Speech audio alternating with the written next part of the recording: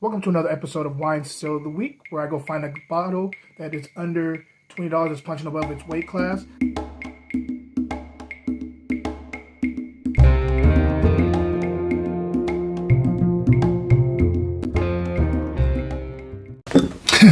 Hey, what up, everybody? So, it's the end of the week.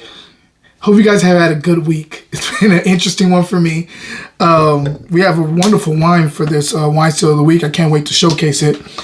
But on this show, we go through we talk about a lot of stuff. I kind of bring up stuff and I get in a quick form and I get out. One thing that's been on my mind, I had a person who's really close to me, who's always really, really supportive of everything I do in my businesses and stuff, events, things of that nature, like products I put out, they're always jumping on. And they recently asked me why, with your friends that I know of, why haven't they been as supportive, friends and family? Why have they not been as supportive for what you're trying to do with your business? And I thought, and it stayed on my mind. And then but in the moment, I told her exactly what I've always known to be true about when you're trying to create something. Not everybody sees the vision. So sometimes when you're doing events, you're doing like things that benefit your brand. It's up to you to stay focused on what it takes to get to the end goal. You can't rely on your friends. You can't rely on your family. This is something that you're doing to better your own situation, and not everybody again is going to see the goal or is going to see the end goal.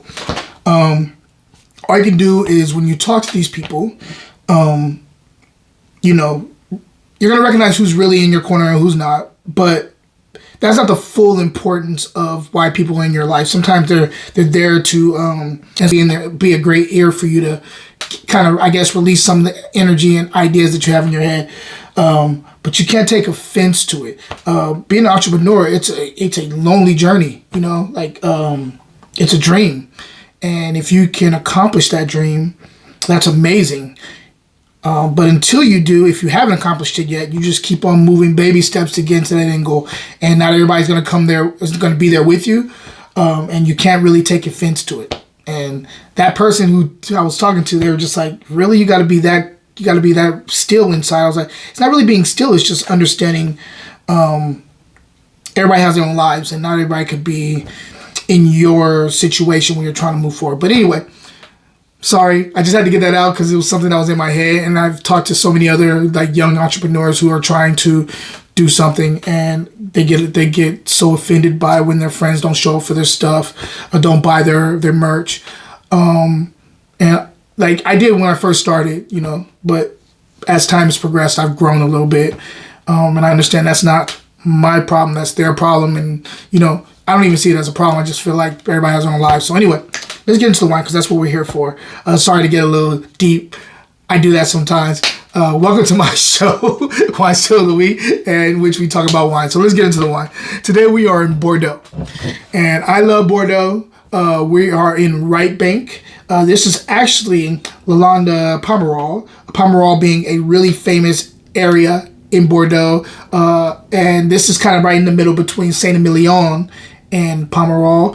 Lalande de Pomerol, 2018. This is the Vue de Bertinot, Vue de Domaine Bertinot, 2018. Hope you guys can see that.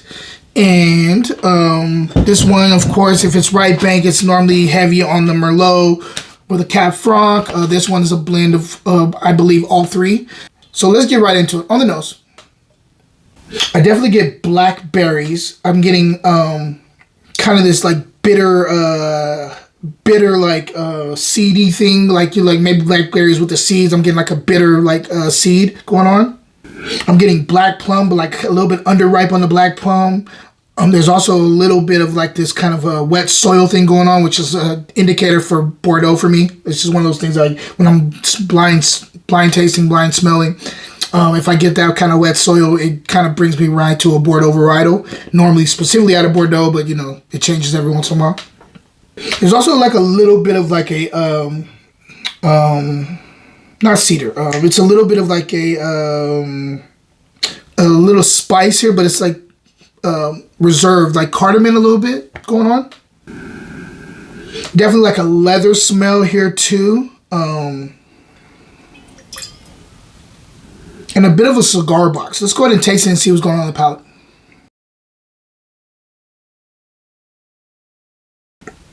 This is solid up front. I'm getting a lot more of the kind of that plum thing I was talking about up front with the blackberry kind of kicking in as a secondary. You get a little bit of that earthy component in the mid palate to the finish. Everything in the same car. That earthy component just jumps in the passenger seat as it dries, as this flavor profile dries down your palate to the finish. Decent finish here. Talk about structure. Finish is very dry, so like an herbal component going on the mid palate. But let's go back to structure. Tannins here are medium plus. I think this is a young Bordeaux. 2018 is pretty young.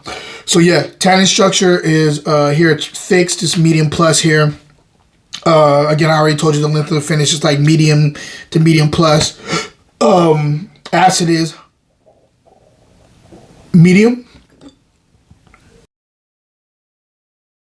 Some intangibles here. One intangible here that I'm catching is kind of this coffee grounds thing in the third quarter. It's like kind of like I don't know if you've actually had like coffee grounds from like a different country. If you're not putting it in coffee, sometimes it has like a little bit of a sour note, not a sour, but like a tart note. I'm catching that here in the third quarter. It's like this kind of coffee grounds tart thing going on here. Also black tea on the finish here. Interesting wine, very complex. I think it's a little disjointed, but I think this could be good down the road. It is structured well, but it is also like everything's not hitting. It's not succinct on the palate, but solid bottle of wine. I would, if I'm giving it a score, I'm going probably 87 plus. 87 plus, but it's definitely a good buy. I don't know about for the price. I mean, yeah, I guess it is. I would consider this a steal. You can get this at grocery outlet if it's available in the one in your area, and it is $15. It is a bit of a steal because I would say it's at least tasting like it's about $25. But I think if you let this sit down for a while, this could actually end up being a decently priced bottle, going up to like 35 to 40. It's just right now it's a little disjointed. I see what it's trying to do, but it's not there yet. So anyway, Wine Still of the Week will be right back. Books, books, and more books. I'm a publisher and writer, and if you love books as much as I do, go check out my website, grapesandsand.com. I love to share books, and I hope you guys enjoy. Cheers. Now back to the show. Question of the day. What's your favorite place between Bordeaux and Burgundy in France? Everybody has a favorite. People like both of them, but I want to know what your favorite is. I know what mine is, and I'll explain it to you once you put it in the comments. Hope you guys are having a wonderful week. I hope this is the perfect episode to get you into this weekend, and I hope you guys relax, and I want everybody to be in the moment and realize everything is not directed towards you. So anyway, cheers.